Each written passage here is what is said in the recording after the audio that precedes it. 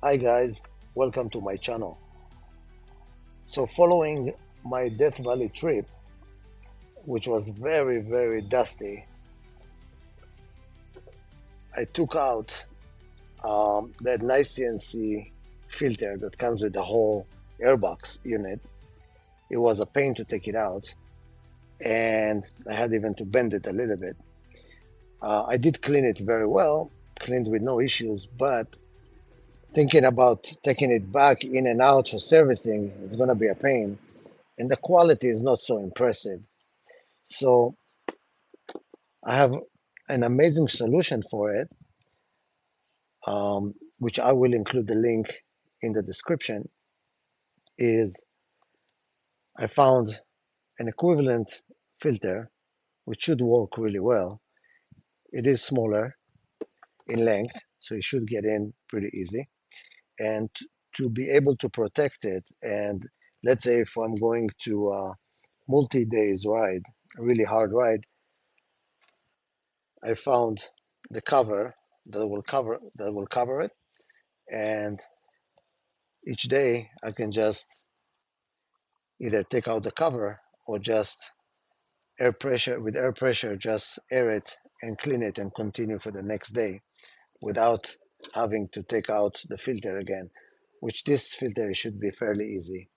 So I'm going to install it now, and let's go back to it after it's done. So here it is. Right before the installation, I prepared the filter with a pre-filter on top of it, and I inserted it right under that bracket. I'm very happy with the setup. I think it's going to be really great. And please comment, let me know what your thoughts are, and if you guys use the same setup that I'm using, let me know how it works for you. And please like and subscribe. I'm going to have many more useful insights into these bikes. Thank you so much. To the $1,000,000 question, how does it sound with the new headers, the muffler, NiceCNC Airbox, and two-wheeled dyno work map? Let's hear it.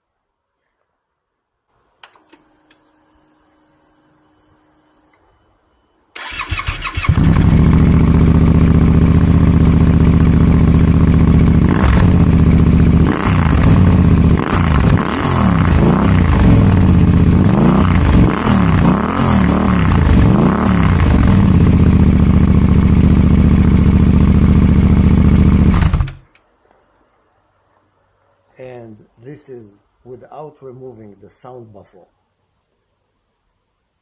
Thank you for watching.